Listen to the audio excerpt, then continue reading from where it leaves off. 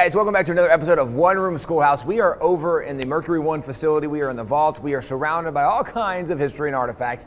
And we have some very cool stuff from President Thomas Jefferson. Now, Jefferson is a guy that certainly gets a kind of bad rap in different areas of his reputation. Maybe some of it rightfully so, but certainly much of it. Yeah. I mean, you could say there are a lot of Jefferson lies out there where people are spreading mistruths and I've heard of some Jefferson lies. In fact, I think there's a book that covers some major Jefferson lies of inaccuracies.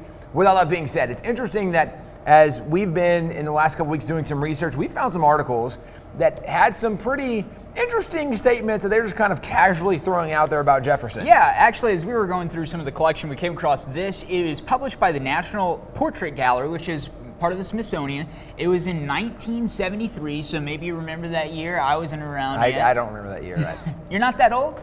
Not yet. Really? But I'm getting older every year, so one year I'll be that old. That's awesome. That's great. That's how math works. But in it, it's actually talking about the African-American contributions and present during the American Revolution, which is something that we talk a lot about. It's just great stories, great patriots, great founding fathers. But it talks about Jefferson in here, and it actually mentions casually that Thomas Jefferson, whose anti-slavery sentiments are well known. Oh, are they? Really? His anti-slavery sentiments are well known. Well, there's another article we saw in just the last week or two, was actually sent to us by another historian friend, and he identified there was a professor actually who had been part of the DNA research regarding Jefferson and the accusation of Jefferson fathering children with Sally Hemings.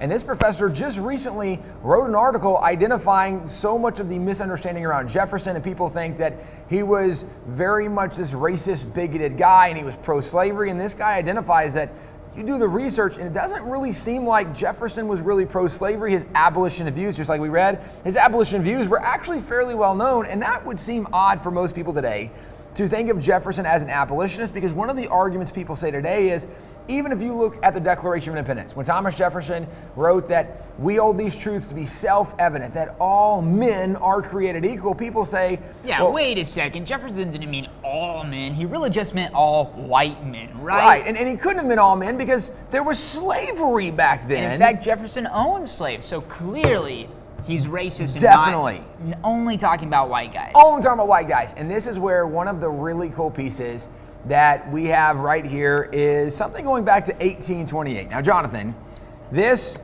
is just pages from a really old document. It looks kind of original, but maybe not quite. So what are these? So these are actually, this is an early facsimile of Jefferson's first draft of the Declaration of Independence. Now, facsimile, like somebody made a photocopy, like copier got out, or? Kind of, but in the old way. So these were released alongside the first publication of Jefferson's writings in the late 1820s, and they came along with it because as they were doing the research and collecting the letters, they came across Jefferson's first draft of the Declaration, and they're like, this is amazing, we want to share this with people to show the process, in addition to showing some of the parts of the Declaration of Independence that didn't make it into the final copy. And so this is a very early facsimile.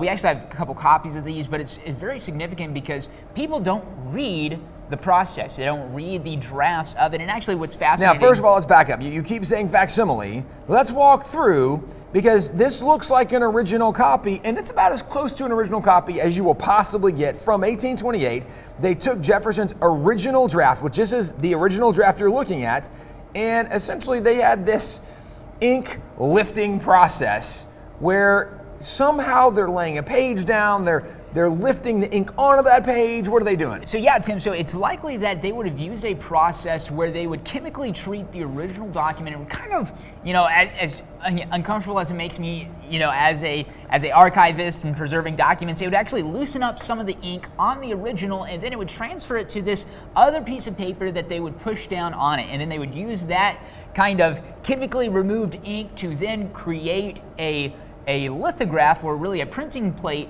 of the original that they then used on these to create these facsimiles. So, I mean, it is a one-to-one exact copy of Jefferson's first draft, and it's super cool because you can even see on it some of the edits that the other members of the Committee of Five Franklin and Adams made as they're helping Jefferson draft it a little bit more. But as you read through Jefferson's first draft, you can find transcriptions online. I highly encourage you to read it for yourself. Don't just take our word for it, read it for yourself. But there's a lot of interesting things that you can take away from this first draft. Yes, so first of all, it starts off a declaration by the representatives of the United States of America in General Congress assembled. So it's a declaration of the United States, right? And that's self-evident, but you see, United States of America is all capitalized. So that he put the caps locks on as he's doing this one, because this is the nation we're forming. Now, as you go through, if you remember the declaration, the one we have today, or that we see today, you look up online, Declaration of Independence, there's 27 grievances listed. When Jefferson originally drafted the Declaration, he had more than 27 grievances because he had more than 27 problems with what was happening under King George. But after the Committee of Five comes up with this draft of the Declaration, again, Jefferson, primary author, he drafts it.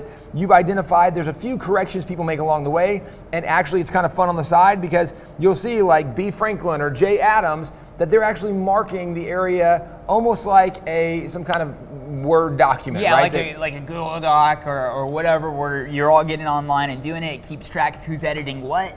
It's kind of the exact same thing, just in a more manual, old-fashioned way. It's pretty cool to see. It's really cool to see. So when Jefferson brings this and presents it before the entire assembly, they start going through this, and this has to be approved by everybody. And so they're going through and listing each grievance, and this does matter because John Hancock identified that anything that they were going to do, they needed to be unified on, because they weren't unified, then the king would be able to come in and maybe pull different states apart and make them enemies of each other. So John Hancock says we need to make sure anything we do, we are all agreed on. So Jefferson comes, the Declaration is presented, and as they're going through the Declaration, there's a really, really significant grievance in here. In fact, the longest grievance you're going to find as you read this Declaration is a Jefferson written grievance against slavery in America. Jonathan, let's just check this out for a minute. Yeah, so it's right here, and you can see it. It picks up, and he says, he has, talking about King George, right? He has waged cruel war against human nature itself, violating its most sacred rights of life and liberty in the persons of a distant people who never offended him, captivating and carrying them into slavery in another hemisphere, or to incur miserable death in their transportation thither.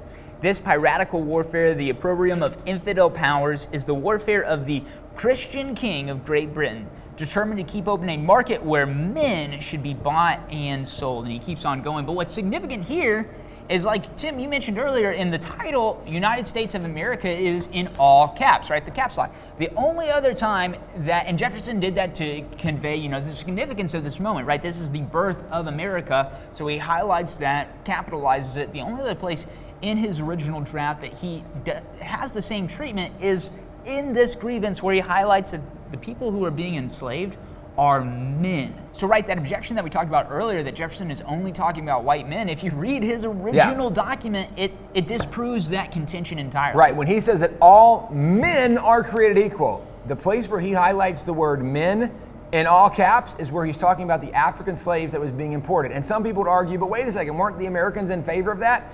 When this grievance was presented before Congress, and they're voting on, do we like this, do we approve of this? Jefferson in his own writing said that there were two states at that time that opposed this grievance. And the reason was those two states said, we haven't really tried to end slavery in our state. We haven't tried to really end the slave trade, and we don't really have a problem with that right now.